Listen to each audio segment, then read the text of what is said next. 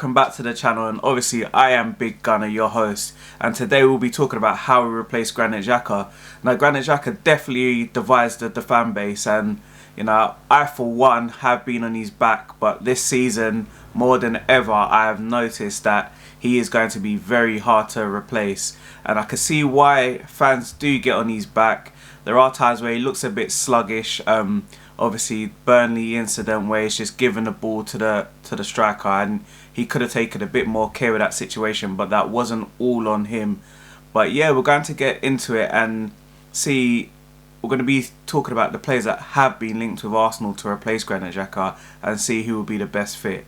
So we've been linked with quite a few players, and obviously the top names that keep popping up are Ruben Neves, Basuma, Sanderberg, Camavinga and Locatelli, and we'll just go through the stats and see who I feel personally would be best suited to replace Granit Xhaka if he does in fact leave this season. So some of these stats will actually be unfair on Sanderberg because he actually was injured for quite a bit of the season, so but I've still got him in there just to show what qualities he can actually bring to the team.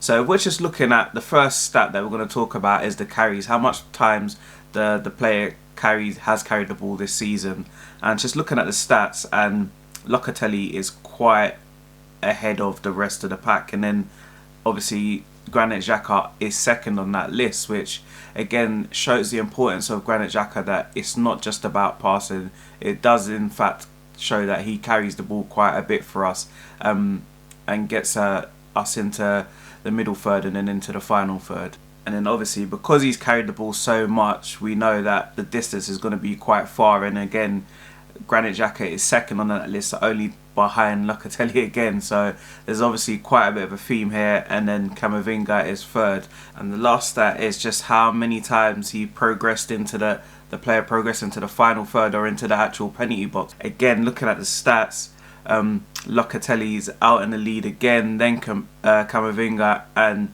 Granit Xhaka. So in terms of being a progressive player, those three seem to be out in the lead quite a bit, and again it shows the importance, as I said earlier, of Granit Xhaka actually getting us into that final third, whether it be from deep or once he does get into the opposition's half, how much he actually does help create chances. And now to move on to the passing, and obviously passing is a very important part of Xhaka's game, and it is one of the reasons why we played him. And then anybody that watched the Euros saw that his passing range, if he's got a little bit more time, can be out of this world. And for Arsenal it has been very good as well, to be honest. I think again with Granit Xhaka, the negatives seem to stick in our head more than the positives, and again, as I keep saying, his passing is one of the best in the league, and we could just see here by the stats,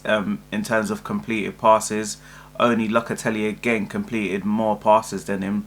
But look at the pass completion rate, Xhaka's in the lead and then Camavinga's second, and then again we look at how far those passes actually went, Locatelli's in front, and then it is again Granit Xhaka that is second place. So there's a bit of a theme here going again, where Locatelli looks like in terms of passing and progressing the ball, he will be the sort of perfect person to replace Granit Xhaka if Granit Xhaka was to leave. So looking at the pass types, whether they're short, medium or long, and 0 to 5 yards, Locatelli again is way out in the lead with the passes completed and the completion rate. Again, Granit Xhaka is actually second, and then Camavinga is third. And then looking at the 5 to 15 yard passes, this is where Granit Xhaka's numbers go up a bit more, and he now has the highest completed, and then Basuma is second and Camavinga third. And then looking at the 15 to 30 yard passes, Granit Xhaka is second behind Camavinga with 82.9%. so this getting the ball from back to front, it looks like Camavinga is the top player out of these particular players. And just onto the third stat, assists, which obviously they're not major because that's not what these players are in the team to do. But the three of them are joint on 2 assists. Xhaka, Locatelli and Camavinga again out in the lead. Basuma has 0 and Neves has 1. And this is just a breakdown of their total passes this season, and a breakdown between how many passes they attempted, which obviously again Locatelli, as I said earlier, was in the lead, and then which ones were done with their left and their right foot and which ones were headed passes. Xhaka, obviously because of his height, won quite a few headers, so his passing from headers is higher than the rest of those. Left and right foot, Camavinga and Xhaka are the only 2 left-footed players there, and then passes on the right, obviously it's got to be the players that are predominantly right-footed. But the interesting fact here is Locatelli's passing with his left foot, which is considerably higher than everybody else's with their weaker foot. So it shows that obviously we're going to need somebody to play slightly to the left, because Partey will be playing on the right, and if you're going to replace Xhaka, you need someone that's either left-footed or someone that's comfortable using their left foot. And these stats just prove that Locatelli could be that man, because obviously how many passes he actually does with his weaker foot, which is, as I said, it's nearly 400 more passes than everybody else has done with their weaker foot. And now tackling, this is where it gets a bit more interesting, because I wouldn't say Xhaka's main role is to actually be that guy that makes all those tackles, but I think that was probably the part of his game that could have improved. Was his tackling. So everybody on the list here has got a better tackling success rate and won more tackles than Granit Xhaka, to be fair. Out in the lead is Basuma, as we would expect, playing for Brighton, so probably had more chances to make tackles. But that's the sort of player Basuma is. He's a busy guy. He's always up and down, putting in challenges. Camavinga's then second, which is quite surprising, because a lot of people don't expect him to actually be a defensive midfielder. But these beginning stats here show that he is actually quite good at defending. Neves on 90 tackles. And Locatelli on 87. So, and Granit Xhaka is at the bottom. I would assume if Sander Berg played double the matches he played, may have been close to Granit Xhaka, but obviously that's something that we will never know, and that's all in hindsight. But yeah, tackling, this is, for me, I think, as I said, I think it's something that Granit Xhaka could improve on. So any of these guys make more challenges than Granit Xhaka, so that could only be a good thing. So the next stat we're going to look at is tackles versus people dribbling against the midfielders. And as you can see, Granit Xhaka is second behind Ruben Neves for how many people they actually tackled last season. When we're looking at how many people, how many times they were dribble past, it's quite surprising how many times Ruben Neves was actually dribble past, 58 times. Then Basuma 45 times, which I'm very shocked about, because I always felt like he was very, very good at stopping people dribbling, just because he's probably the quickest out of all of these players on the list. And Granit Xhaka is matched with Locatelli on 31 times that they were dribbled past. And when you look at the percentage of times they tackled a dribbler, Granit Xhaka has 51.6, which is higher than all of the other midfielders. So it then kind of blows my mind, because I felt like he wasn't good at those sort of situations, and it's shown that by these stats that he's probably one of the better ones in these situations. So again, when we're looking to replace him, we're going to have somebody that is good at breaking up the play. Now pressing, it's a bit hard to judge, because if your team are not natural at pressing, then obviously your numbers are going to be slightly lower. Looking at these numbers, Camavinga, his numbers are very, very high. 628 times he pressured a player. Ruben Neves 584, Basuma 540, Locatelli 461, and then Granit Xhaka 346. So again, that's probably down to the type of way that the teams actually play more than the actual players themselves.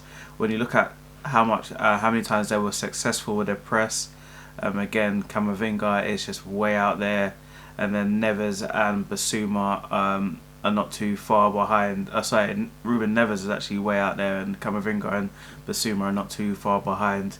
So now we're just going to be looking at how many times the players actually block the ball, and on this one, Locatelli, Ruben Neves and Basuma are leading the charts, with Ruben Neves actually being out there quite far ahead, and then blocking shots, Locatelli on 17 and Neves second by putting their body on the line and blocking shots, and then blocking passes, Neves is out in the lead with 60, then Basuma and Locatelli. So that's just in terms of blocking passes. That's obviously just means breaking up play in midfield, and yeah, I was quite surprised Xhaka's so far behind.